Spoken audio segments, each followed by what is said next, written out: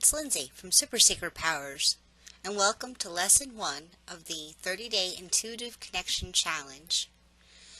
Now, this lesson, I'm going to talk a little bit more about the tools that we're going to use in order to open up intuitively. And I'd like to start with a little bit of an explanation behind how I work this process. I believe that our natural state is one where we are intuitively open. And I believe that feeling disconnected, stuck, or overwhelmed come from fear and pain. They keep us from our natural state. I believe that people who are sensitive or intuitive have something like a high-definition filter built into our senses. We're naturally able to perceive more than other people who don't have those filters or whose filters aren't quite so highly tuned. But these filters literally color the way we see the world. We can't help it. In a sense, we are always on. And the more in touch with ourselves and our process and our abilities, the more we will be able to perceive. We just have to do it safely and sanely. So this lesson is also a little bit about how this process works. Not just the challenge, but how the intuitive process works. So I talked in my first video about the first tool in the process. Developing the practice of recording your experiences with intuition and abilities will codify how we seem to be working. One of the biggest things that you're missing right now in your intuitive life is knowledge and experience. And really, that's it. We all have to figure out how we work, and sometimes it will change. As we progress and as we grow, we might develop other abilities, we might develop other sensitivities, and we'll have to start this process of figuring this out all over again. But with experience, with using and learning from our abilities, we'll have a much wider base for learning tools and for learning how things should be working. So writing or recording information about your experience will jumpstart the process of opening, and it will help get you comfortable with your own intuition. When something new happens, we might not always know what to do because, well, we lack experience. Going back to a story that's often told about the Native Americans who first saw the ships in the United States, well, way before it was the United States. Whether the story was true or not, the analogy remains. They didn't know what the sails on the ships were when they first saw them. They had nothing to compare that to in their life. And so we're looking to overcome that challenge of not being able to describe what happens or not being able to classify what happens to you by creating these records. So the faster you can fill in some of these gaps, the more patterns you're going to be able to see. And the more you will come to recognize your intuitive hits, your psychic hits. And the clearer you'll get about their meaning and the interpretation of that intuitive information. And that's why these record sheets and the group sharing are so central to this challenge. It's not just about being open to any random thing. This challenge will hopefully get you to focus on being centered in your own process of receiving. Let's face it, having an ability or sensitivity can be a pain in the butt at times.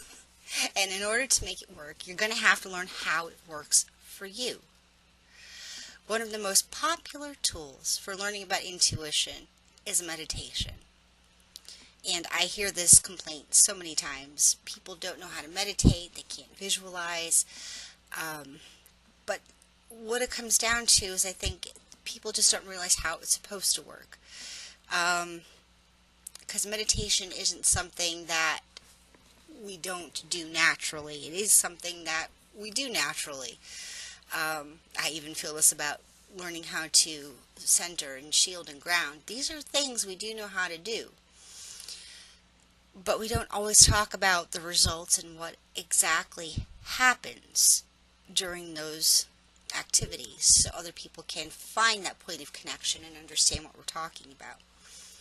So meditation is a conscious or active act for shifting your mental state from one place to another.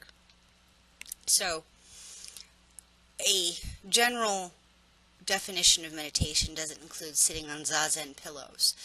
It doesn't include oming or chanting all the time. It doesn't even include visualization. There are many places and states to shift your mind to and from. And there are many types of meditation, and some will work better for different states of mind that you're trying to achieve. So if you're not good at visualizing, you can always try different forms of meditation, like mindful walking. But when you think about it, almost any repetitive task can put you into a meditative state of mind. Anything, like knitting, or doing your dishes, or going for a jog, drawing, or sometimes even reading. Now, I have a meditation I wrote just for this class, but be open to the idea that intuitive information is all around you, that you almost are always engaged in the act of psychically or intuitively reading something or someone. Psychic information doesn't only come from meditation. It doesn't only come from shifting your mind. Sometimes it will happen so quickly there will be no need to shift, and you will just know something. Now, before I let you get at it and try out that meditation, I want to put it out there for those who have problems creating images in their minds or visualizing, that you can also try using other senses like taste, touch, hearing, or smell to help spark the meditative state. You want to make your initial visuals as sensorily detailed as possible so you can anchor yourself into that state. And that's the important part. The important part isn't reproducing a perfect apple in your mind's eye. The important part is being able to shift so that you can believe you can experience the apple, whether it's the color of the skin, the shine of the light on it, the taste of it, the smell of it. Whatever's going to get you there is the important part of going into some kind of meditation, because you're just trying to shift your active and conscious mind to a different state, a more sleep-like or dream-like state, if you want to phrase it very basically. And it's quite normal to have those images fade or be fuzzy or even skip through. And not all meditators or meditation experiences need to have every second of that mental movie playing through.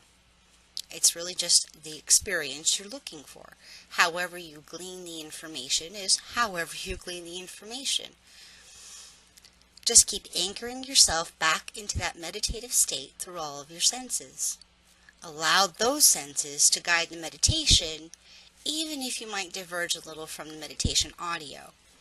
It's the experience you're looking for, not some perfect, idealized type of activity. So find out what works for you and record the experience.